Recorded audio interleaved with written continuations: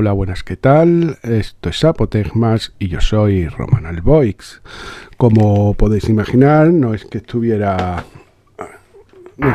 por ahí que hubiese abandonado el canal ni nada de eso. Simplemente al mudarme a España pues he tenido que hacer un montón de trámites y de historias, y ahora que estoy algo más tranquilo pues puedo volver a grabar, y eso que tenía ganas también. Así que hoy voy a hacer un programa que podríamos considerar una continuación del anterior, del de Jehová el impostor, aunque lo vamos a afrontar desde el arquetipo de Isis, desde la diosa Isis egipcia. Así que sin más, poneros cómodos y vamos a por ello.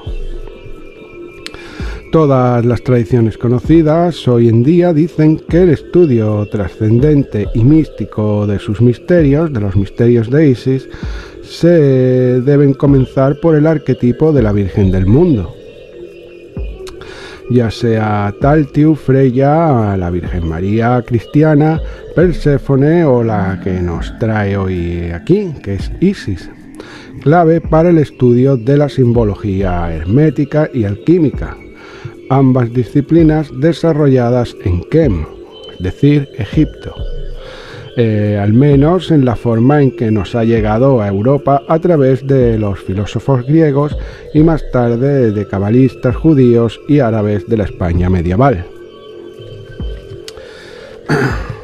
La inscripción del templo de Isis en 6 dice así: yo soy Isis, soy todo lo que ha sido, lo que es y lo que podría ser. Ningún hombre mortal me ha quitado el velo. Plutarco mantenía, junto a otros pensadores griegos, que Isis era hija de Hermes o Prometeo. Esto hay que entenderlo en forma alegórica, haciendo referencia a que ambos dioses brindaban el conocimiento divino a los hombres. Plutarco era conocedor del mito de Isis sin lugar a dudas. Godfrey Higgins deriva el nombre de Isis del hebreo Iso y del griego Zu o Zo, que significa salvar.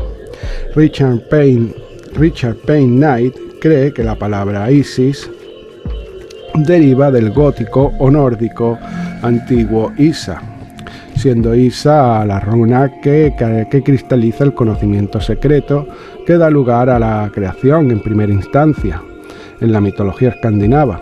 Aunque la opinión de Richard Payne puede tener un valor simbólico, es más probable que Isis, diosa, mito y misterio y culto, se desarrolle a partir de alguna raíz semita, tal como ocurre con Horus.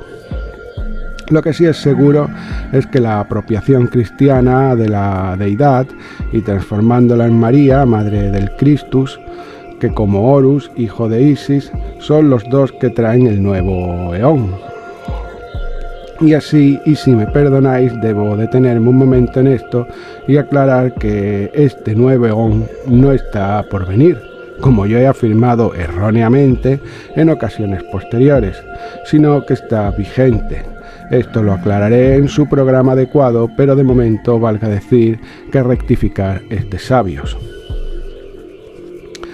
Apuleyo afirma haber llegado a la conclusión a través de meditaciones que Isis sería todos los aspectos de las diosas lunares y de la tierra, de forma conceptual en los cielos, y que todas las religiones parten del culto a esta. Albert Pike, en su infame Dogma y Moral, rescata la inscripción que se encuentra en esta estatua en Arabia de la diosa egipcia, donde se afirma que ella habría sido instruida por Mercurio, sería también hija de Saturno, que ella dio el conocimiento del trigo a los hombres, y esto es una referencia a los ritos de Eleusis, y concluye diciendo que es la reina del cielo, es decir, Asherah, que ya vimos en el anterior programa, y para ahondar en esto, pues siempre podéis verlo de nuevo o verlo en general si no lo habéis visto. Le Plongeon, muy respetable en sus teorías sobre los mayas y continentes perdidos, sin embargo se equivoca cuando afirma que Isis sería la reina Mo o Mu, y que a la muerte de su hermano marido, el príncipe Ko, ella habría viajado a Egipto y habría sido aceptada como reina. Pero es que históricamente eso es imposible, y la arqueología de esto es inviable. No obstante, la historia de la reina Mo sí indica que el mito de los dioses hermanos no es exclusivo de Occidente y Medio Oriente, sino que se puede desarrollar también en otras culturas. Más curiosa es la relación que hace Sexto Empírico de Helena de Troya con una Isis histórica, diciendo que dicha Helena sería una sacerdotisa ascendida a deidad lunar, y que no era otra que la misma Isis Hécate. Él lo transfiere así, Isis Hécate. Es probablemente fruto de su imaginación, aunque si bien que dicha Helena fuese una sacerdotisa u oráculo y el secuestro de París o Alejandro tuviera más intereses que el amor. Algunos autores dentro de la masonería se hacen una aseveración simbólica muy interesante, y es que Isis, Osiris, Typhon o Tifón y Thoth serían nietos de Noé y lo corresponderían con los planetas Venus, Sol, Saturno y Mercurio. Esto nace de las propiedades que Robert Flood hace de los planetas, por ejemplo al Sol, que proveería vida, luz y calor, intelectuales, espirituales y materiales. Así la vida sería Isis, luz Osiris y calor Tifón. Thoth lo transportaría a los hombres. Cada planeta sería un nivel más cercano al hombre. Aquí os dejo en pantalla un esquema. Bueno, unas imágenes que creo que lo aclaran un poquito mejor. Asimismo, Osiris, como el Sol, sería la capacidad de proveer al hombre de alimento y calor. Un ojo abierto, ese sería el símbolo de Osiris. Esto ya digo que es una transcripción masónica, de escritores masones, pero que me parece interesante. En el mundo antiguo el año tenía 360 días. Los 5 restantes serían reunidos por el dios de la inteligencia cósmica, el dios creador, como los días de nacimiento de los principales deidades. Sí, el primer día sobrante de estos 5 sería para Osiris, el cuarto día Isis, y este cuarto día sería la estabilidad de lo construido, la naturaleza o creación. El tercer día sería para Tifón o Typhon, el malo del mito egipcio, cuyo nombre, acorde a Plutarco, significa insolencia y orgullo.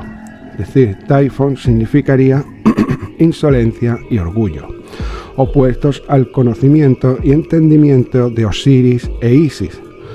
Recordemos que Jokmah y Binah en la Cábala son precisamente conocimiento y entendimiento a su vez, es decir, siendo Jokmah Osiris y Binah Isis. Osiris fue identificado por los griegos con Dionisio o con Baco. Esta relación ocurre en el símil de ambos mitos. En él, Baco y Osiris viajan fuera de sus tierras y luego son apalizados por sus hermanos. En el mito de Isis-Osiris, Typhon lleva un cofre con la medida exacta de Osiris, y dice que se lo dará a aquel que encaje dentro, como una trampa. Así varios otros dioses prueban y es Osiris quien entra sin sobrar ni faltar, porque estaba preparado para él. Typhon y sus cómplices clavan la tapa y lo tiran al Nilo. Faunos y sátiros, fuerzas elementales de la naturaleza, informaron del asesinato de Osiris y entonces Isis tomó sus ropas de luto y partió en busca del cofre. Evidentemente, faunos y sátiros son griegos, pero en el mito egipcio esto se traduciría por genios de la naturaleza, o ifrit incluso, si ya nos pegamos más al Islam. Pero vamos, esto es a lo que se refiere. El cofre salió a la costa en Biblos, quedó atrapado en unas ramas que crecieron alrededor del cofre, y el rey de Biblos, quedó maravillado y mandó cortarlo y hacer una columna para sostener su palacio. Isis visitaría a Biblos y recuperó el cuerpo de su marido, que volvió a ser robado por Taifón. Lo cortó en 14 partes y lo repartió por el mundo. Isis, esto lo veremos también un poco más adelante, Isis reunió las partes salvo el falo, salvo el pene, que reconstruyó en oro. El original habría sido tragado por un pez en el Nilo. Taifón luego sería vencido por Horus. Esto es el mito clásico de Isis y Osiris. Una de las representaciones de Isis es con el trono vacío de Osiris en su cabeza. Esto no es pasajero, ya que los tocados y peinados egipcios eran de gran importancia, no solo una moda. Cada adorno del pelo estaba escogido minuciosamente para representar el cuerpo áurico de la inteligencia sobrehumana, algo así como los halos de los santos cristianos, el circulito este que tienen en la cabeza. Así, Frank C. Higgins, un experto en simbología masónica, indica que los tocados de la cabeza de la nobleza egipcia estarían alineados con el eje terrestre desde su posición en el salón del faraón. Asimismo, las ropas y complementos de los hierofantes egipcios representarían las energías espirituales del cuerpo. En este orden, Heródoto insiste en sus vestimentas de lino. 4 baños diarios, es decir, se deberían de bañar 4 veces al día, 2 por el día y 2 por la noche, y afeitarse todo el cuerpo a diario. Isis también se simboliza con la cabeza de una vaca, aunque el animal entero la representa. Esto indica cierta influencia indoeuropea, en la que la vaca es la diosa madre, y esto por ejemplo lo tenemos en la India. Otras veces es representada con un pájaro, es así, transformada en pájaro y ayudada por su hermana Neftis, que consigue las partes de Osiris. El pájaro parece un ibis, se parece a un ibis, aunque no tengo manera de asegurarlo que así sea. Es probable que no me equivoque en tanto que Osiris, Neftis e Isis comparten rito funerario. Dicho sea de paso, que ambas diosas eran hermanas y esposas de Osiris. Y el Aj, Aj, que es la forma en la que se pasa a la otra vida, es la forma del cuerpo que pasa a la otra vida, según el libro de los muertos, se representa con el ibis. Por eso es muy probable que el pájaro que hay en la cabeza de Isis sea un ibis. Como hemos visto en el programa de Freya y en el anterior, Yahvé el impostor, en ambos dos, la diosa madre también tiene un rol importante en la otra vida, en el paso a la otra vida. Pues la madre divina, la sacerdotisa, siempre virgen y madre del hijo del dios, es la guardiana del templo o abismo, la que decide quién está preparado y quién no para atravesar las columnas del templo. Por eso mismo ella, Isis, porta el Ankh, la llave al otro lado, y los secretos, el libro de los muertos, los secretos que guarda Isis o la sacerdotisa son el libro de los muertos, en este caso. Nombre real del texto sería del nombre real del texto del libro de los muertos sería libro de la salida al día. En egipcio sería Peri Emheru. En este orden es también la diosa lunar conceptual, que filtra con su reflejo la luz solar y que está, desde el punto de vista caldeo y en general del mundo antiguo, entre el mundo de los hombres y el mundo de las almas. Ella está en medio, es decir, está en la puerta del templo con el velo. Este rol de sacerdotisa cubierta de cuerpo entero por un velo no solo es importante en el rito funerario, sino que, como decía al principio, es la clave al conocimiento hermético en general, como arquetipo.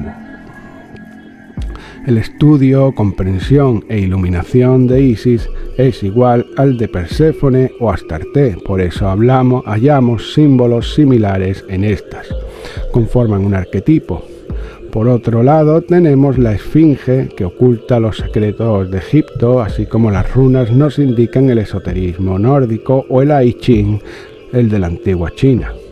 No tienen que ir por separado, no ser incompatibles, solo que al hablar de Isis lo hacemos de un concepto universal, la Virgen del mundo. ¿Será por eso que el cristianismo hace de menos a María y Eva? Bueno, entonces en el primer eón, el de la madre, no era secreto. Isis no tenía velo, pero con el eón del padre, el que vino después, era necesario que el saber se velara y se codificara en símbolos que solo algunos iniciados pudieran tener acceso.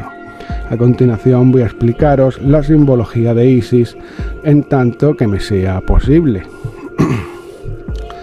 La representación de Isis en estatuas era desnuda o semidesnuda, en tal caso con mantos verdes o negros, en ocasiones con los 4 colores de la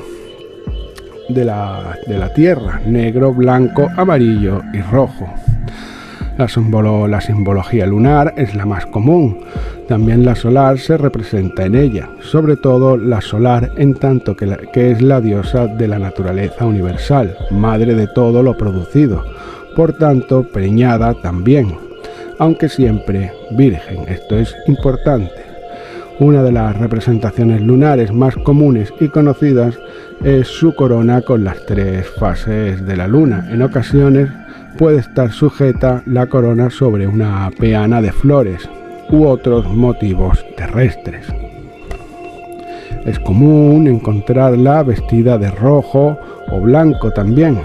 En estos casos es una toga que deja a la vista a su hombro izquierdo y en el centro, sobre el corazón, una luna llena. Este manto o toga serían las estrellas con la luna refulgente en el centro, porque, como ya dijimos antes, ella es la reina del cielo. Y esto también tiene relación con el manto de estrellas de María y de Venus, por ejemplo, etc. En la mano es común que sostenga un sistrum. El sistrum es un instrumento percusivo y que su forma recuerda a la del ankh. La forma del sistrum recuerda a la del ankh, y a la izquierda, en la mano izquierda, algún báculo o bastón acorde a la representación necesaria del lugar. Los zapatos generalmente no existen y si lleva son de hojas de palmera. La palmera en Kem es Egipto, se asociaba al renacimiento y a la fertilidad, como representación del hombre, siendo la copa la cabeza, la copa de la palmera, la cabeza, y también la bóveda celeste. Las hojas de palmera, de forma concreta, están asociadas a la regeneración, incluso tienen un ritual alrededor del dios, que está asociado al dios Heb-Set. A los egipcios les fascinó que un árbol tan alto creciera donde hay poca agua. Por lo tanto, se vio como un triunfo de la vida sobre la muerte, siendo la muerte el desierto. Y así muchos sacerdotes lo usaron en el culto a Ra y Amón, dioses solares, y especialmente Ra, que cada día volvería de entre los muertos. Pero esta asociación también la lleva a Isis y a su dominio como guardiana del abismo, que es lo que comentaba antes, de que ella es la que está decidiendo quién pasa y quién no. Isis la lleva como zapatos porque camina sobre el océano que separa la vida de la muerte y a la vez el cielo de la tierra. En el encantamiento 206 de los textos de los ataúdes hace referencia a la palmera Dum, que es un tipo de palmera, como guardiana de ciertas ciudades. También la encontramos en la fórmula 124 del comúnmente llamado Libro de los Muertos, en referencia a Amsu o Min, ya que este dios tenía ambos nombres, una deidad de la fertilidad. Respecto a los colores dichos, para Isis tenemos verde, vegetación, naturaleza y fertilidad, lo sabemos ya. El negro, que es la putrefacción hecha por el agua o el veneno de la vida. El opus nigrum, del que ya he hablado, y la luna en Escorpio. La putrefacción es un proceso alquímico necesario para la purificación, que es el proceso alquímico de juntar lo que queda después de pudrirse. Es esto lo que Isis hace con Osiris y con el falo de oro. Oro siendo el concepto final de todos los procesos alquímicos, transformar las propiedades en oro. Y así produce a Horus, que elimina a Tifón o Set y gobierna en el puesto de su padre, en el puesto de Osiris. Dígase de paso que este proceso también se menciona en la Biblia, en Juan 3.3, y en la disolución del ser con el todo del Tao Te Ching, aunque eso no es lo que toca aquí, simplemente creo que es bueno saberlo. Blanco, amarillo y rojo, volviendo a los colores, son los colores de la alquimia y que podemos asociar a la sal, mercurio y azufre, los elementos alquímicos, y particularmente a algunas operaciones alquímicas como la calcinación o la sublimación. Así podemos entender que para los hierofantes egipcios, griegos y romanos que adoptaron a la deidad más tarde, Isis era el epítome del gran trabajo, ya que los hombres no tienen luz propia, sino que refleja la de Dios, al igual que la luna la refleja del sol. Los hombres la reciben de ella. Así, cuando explicaba el Azoth en otro programa, como la Lux o luz divina, esta es filtrada por Isis en Binah, transportada por el jinete divino y devuelta al final de los tiempos a la Lady Babalón, a la señorita Babalón, que es otra forma de Isis, pero ya harta de que los hombres desperdicien sus bonanzas y dispuesta a entregar el trono a su hijo Horus, es decir, esto sería el nuevo Eón. El mismo mito lo encontramos en Venus y Eneas, su hijo, su madre Venus, harta de los troyanos, de los hombres, hace todo lo posible para entregar el trono de Roma, que sería el mundo, a su hijo o estirpe, porque no es directamente a Eneas, sino que es su estirpe la que toma el trono de Roma. Por tanto, y lo más importante, es que el Apocalipsis de Juan no nos habla de un horrible final de los tiempos, sino devolverle la espalda individual o colectivamente a Isis, o Venus, o Astarte, o a quien tú quieras poner aquí, a este arquetipo de la diosa madre, la proveedora. Otros símbolos que esporádicamente podemos encontrar en sus representaciones son coronas de ciprés, siempre relacionada a la muerte, y en este caso a Osiris, coronas de oro o de olivo, estas dictaminando su gobierno sobre el universo. Respecto a las coronas de olivos, suele representarse junto a una serpiente. Su grandeza no está separada del veneno, de la vida del opus nigrum, porque ella es una diosa de la vida, y la vida comienza y termina. Las plantas se secan, los animales mueren, y los hombres también, y todo se regenera en un ciclo infinito y necesario del que Isis conoce el secreto. Isis, en términos tolemaicos y de Kepler, es una deidad sublunar.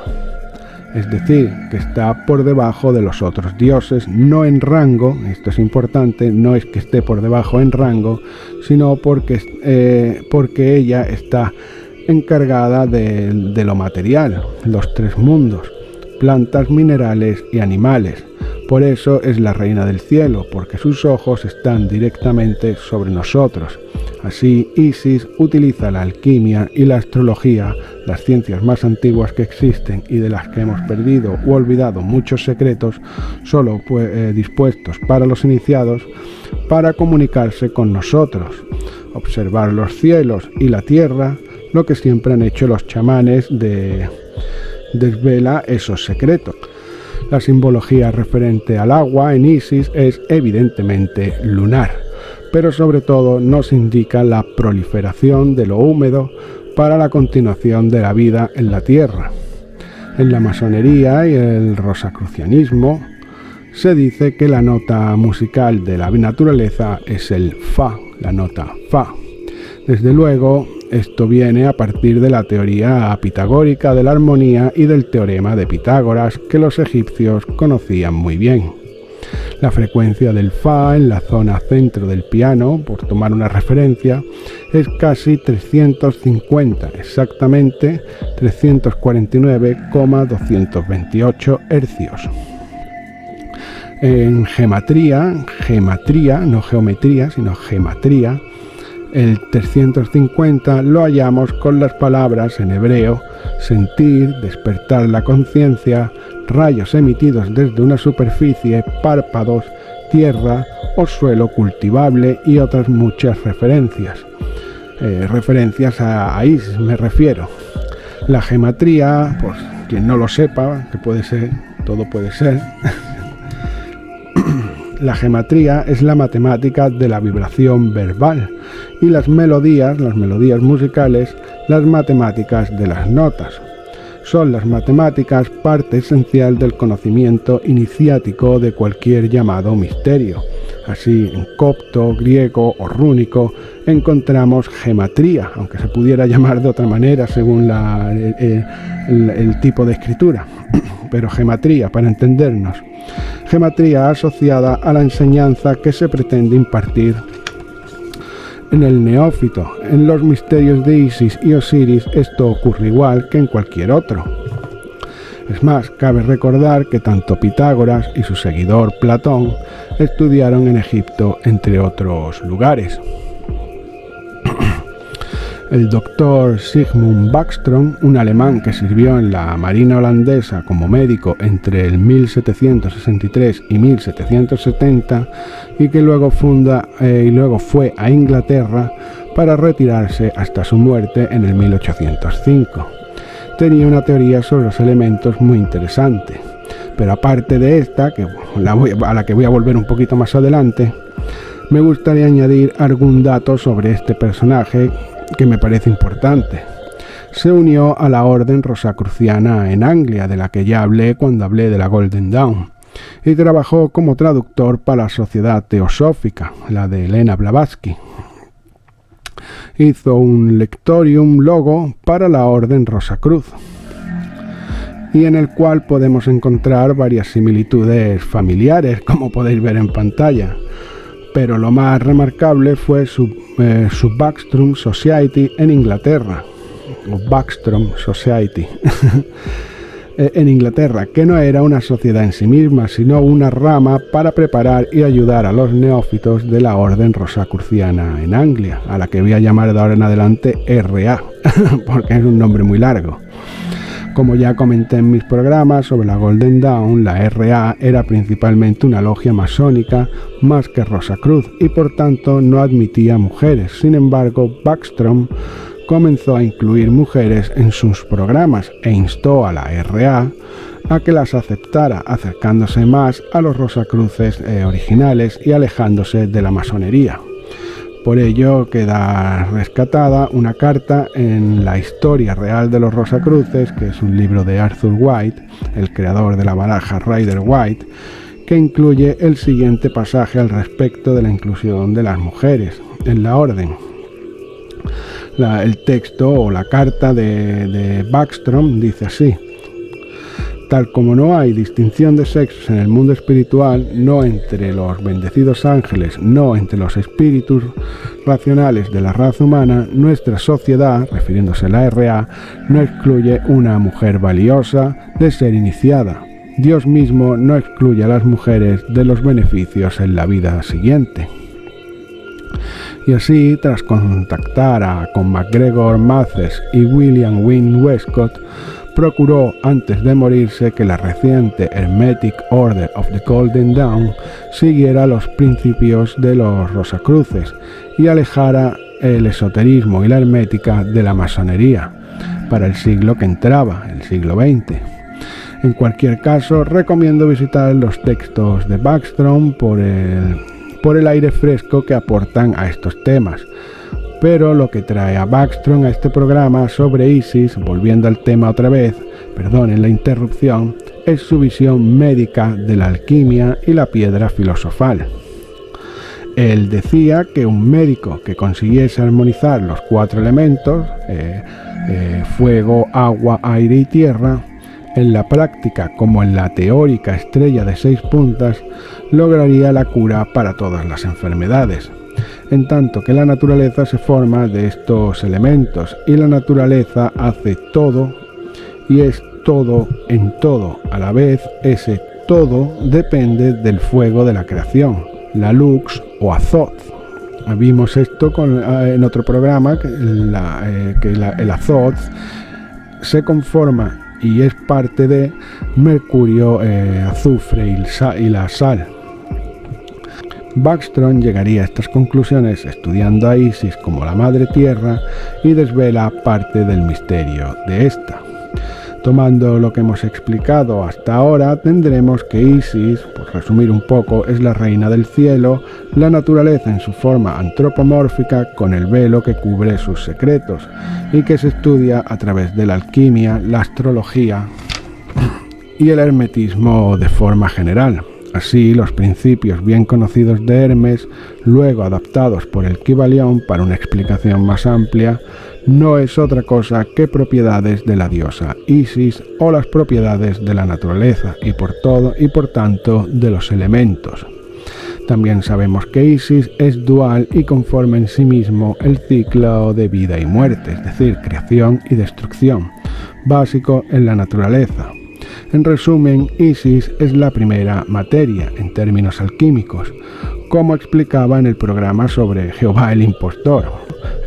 La diosa era primero la primera emanación, porque la naturaleza lo es todo y todo es la naturaleza y no solo contiene los elementos, sino sus esencias. Estas son vida, luz, calor y fuerza.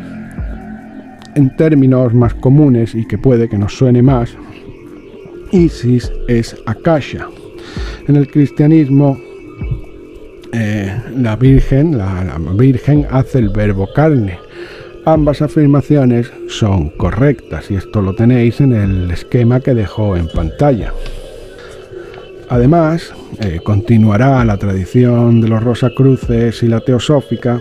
Isis, su arquetipo, está en la constelación de Virgo, pisando a la serpiente y portando la corona de estrellas. En su cabeza, en sus brazos, sostiene Trigo, cuando está representada como la Virgen, o al Hijo del Sol, Horus, cuando está representada como la Madre. Sea la serpiente la corrupción del mundo. Entonces las imágenes de Isis en Egipto combinan toda esta simbología, mostrándonos los diferentes estados y misterios alrededor de la misma. Las otras diosas madres de diferentes tradiciones no son más que adaptaciones apropiados del mismo ritual. Siempre es el mismo misterio, mismo rito y misma iniciación. Ya no Isis solo, sino que el arquetipo de la Virgen del Mundo se representa en ocasiones entre 2 columnas, que son las del templo de Salomón, Hakim y Boaz, o Hashin, lo queráis decir. Lo que esto significa es que la naturaleza está en equilibrio, una armonía de opuestos que ella personifica como vía a la sabiduría. Asimismo, los complementos de oro puestos estratégicamente recuerdan que su brillo lunar es producto de los rayos del sol. La luna generalmente está relacionada al agua, aunque con fines específicos en ocasiones se relaciona al aire. Esta asociación al agua, que es la que nos interesa hoy, ya viene de que los antiguos ya conocían que la vida debió formarse en ambientes húmedos. Anaximandro, el griego presocrático, estipulaba que el arjé del mundo, debía de ser necesariamente agua y que la vida debió ocurrir desde el fango. Los egipcios no se aventuraban tanto, pero lo achacaban al Nilo. Esto es importante porque el mito no es una muestra de bajo desarrollo, sino un querer transmitir el conocimiento al pueblo. No explicaban una creación como los ateos nos hacen creer, sino una forma de evolución desde las herramientas que tenían para poder explicarse. En ocasiones, Isis y otras diosas vírgenes y madres son representadas como con un toro, también sobre un toro o incluso con cosas del toro en su indumentaria. Este toro suele tener manchas blancas y representa a Osiris, el semental, ya no como el sol, sino como Tauro, el toro del zodíaco. Recordemos que Luna, Isis, está exaltada en Tauro, Osiris. Como digo, esta representación es recurrente en varios mitos y nos habla de la fertilidad, también de las labores del hombre para con la naturaleza. En ambos significados encontramos en el druidismo a la diosa y dios cornudos, ambos de la naturaleza. Los cuernos de ellas son los de la luna y los de él los del toro. Además, esta tradición coincide con el tiempo, cuando se relata el relato del becerro de oro de Aarón y Moisés, que indica el paso de la era de Tauro, es decir, la entrada en la era de Tauro. Por tanto, el dios Sol dorado debía representarse con un toro. Como esto debió ser en los albores de la civilización, es muy complicado encontrar recuento de eras anteriores, con cultos distintos a los actuales. Es por eso que en el esoterismo y ritualística actual se sigue adorando al toro, en ocasiones como Osiris, en otros como Moloch, etc. La Virgen del Mundo es también la diosa del ocultismo, de la magia. La misma Isis invoca a Ra y este le dice su nombre secreto. Este nombre secreto es la fórmula mágica para demandar atención de estas entidades. Asimismo, Freya es la chamán o volva, también la adivina. Morrigan controla las almas. Las sacerdotisas de estas diosas eran versadas en hipnosis, control mental a través de la palabra y, por supuesto, expertas en conectar con otras realidades. Así tenemos a las sibilas griegas o las diferentes mujeres videntes en la Biblia, por poner dos ejemplos más. Plutarco, en su obra de Isis y Osiris, describe a los hierofantes y sacerdotisas del templo de Isis como los únicos que hubiesen contactado con la diosa y capaces de contactar con otras entidades. La occidentalización de Isis en la Edad Media ocurre a través de Sofía y el gnosticismo, y de una forma más simple en Venus, aunque esto también respondía a una queja por parte del pueblo romano a la implantación del catolicismo en el imperio. Ocurrió similar en Irlanda cuando la Iglesia convirtió a Brígida, a Santa Brígida, o Saint Bridget, en santa, la hizo santa, siendo esta una deidad irlandesa. Bueno, pues hasta aquí ha sido todo. Sé que he ido un poco deprisa, las circunstancias son las que son, pero espero que os haya gustado. Ya sabéis, darle a like, compartir y esas cosas. Muchas gracias y nos vemos en el siguiente programa, el cual ya tengo preparado, así que lo más probable es que en cuanto tenga un hueco lo grabaré. Hasta pronto.